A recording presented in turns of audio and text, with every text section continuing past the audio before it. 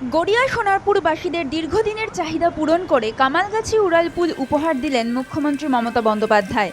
বুধবার রেড রোডে খাদ্যসাথী দিবস উপলক্ষে রিমোটের মাধ্যমে কামালগাছি উড়ালপুলের আনুষ্ঠানিক উদ্বোধন করলেন রাজ্যের প্রশাসনিক প্রধান।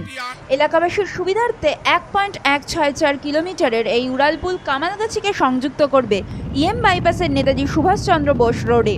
ফলে যান চলাচলে সুবিধা হবে সাধারণ মানুষের।